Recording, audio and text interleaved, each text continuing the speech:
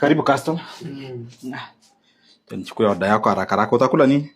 Samaki. Kamonga ama ubambula? Ubambula. Nusu ama full? Nusu. Pati ya mguu ya matako ama pati ya kichwa? Nimekuambia nimetaka samaki nusu, kichwa. Haya. Ya jana ama ya leo?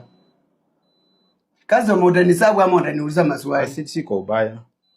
Ya jana ama ya leo? Ya leo moto. Utanawa mikono? Kwa nini nitanawa miguu? Wewe acha kuniuliza maswali mengine. Okay, siko ubaya. Utanawa mikono ama miguu? Wewe unadhani hii ndio peke yake iko hapa nini hoteli? Ni venye customer natakanga nichukue order mara moja. Aya, ndanawa mikono. Maji moto ama baridi? Wacha niende tu. Hii ni uchinga bana. Hii ni hoteli kani mnaanza kuniletea uchinga bana? Siko ubaya. Kwani paka mnaanza kuniuliza ati nitanawa mikono ama miguu? Haya pole.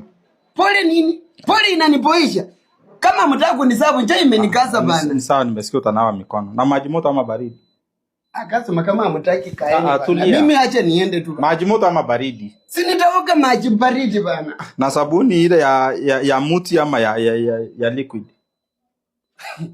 Nachukua order mara moja. Unajua acha nikwambie kama hii ni interview ya kazi niambie tu. Kama hii ni interview ya kazi niambie. Ya anauliza tu kama unakula. Haya basi nini? Sabuni ya kawaida? Ya kawaida, ya muti. Haya, utacheze na mlenda ama sukuma? Kazo msiniweke kwa mdomo. Mlenda. Usiniweke kwa mdomo. Mimi si familia yako. Unakula samaki na mimi si familia yako nikome. Na mboga gani? Na mboga gani na mboga gani? Mlenda ama sukuma? Tuko na mlenda na sukuma. Wewe uko na ujinga sana, nitakupiga kofi ona uju. Watu wanavaa kiteo kwa kichwa mnakuaga na akili fupi. Utakula sukuma kasa mama. Sukuma? Sukuma. Niharakisha haraka mniletee. Ya mafuta ama yenye si ya mafuta? Bado unaniuliza? Sawa.